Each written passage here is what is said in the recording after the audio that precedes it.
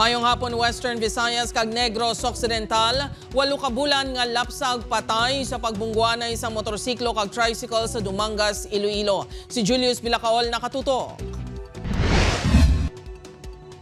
Pilit nga ginapakigbatuan ni Manong Romeo ang iya emosyon samtang nagapakikistorya sa news team. Si Manong Romeo ang lolo sang 8 ka bulan nga lapsag nga lalaki nga napatay sa pagbungguan na sa motorsiklo kag tricycle sa barangay Sulangan, Dumangas, Iloilo kahapon sa ngaga. Ano mo ay na disgrasya sakit sa pamatyagan Pero nga buot nga bata pala kadlaw. Way siya pili kung sino ang iyang babantay sa iya. Sa CCTV video nga kuha sa lugar, makitaan ang kinaandan nga eksena sa dalan kahapon. Apang mati-untion lang, makita ang isa ka motorsiklo nga nag-slide sa dalan. Ang motor ang bumunggo sa nasugata sini nga tricycle. So pag-slide, nag-encroach sa dalan mismo sang tricycle nga nagsugata. Kag dito gid umimpak sa panguna kung sa diin nag-alsa ang tricycle. Bangod sa impact, nagtakilid ang tricycle. Ano mang pasahero sini, lakip na ang 8 ka bulan nga lapsag nga ginauyatan sang iya tiyo.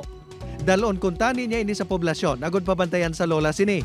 Lunsay nag-agom sa mga minor nga samad ang mga sakay sa tricycle.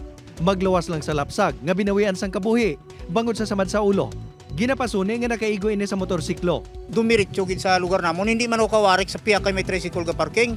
Kaya lang diwarik ko di kay may sugata.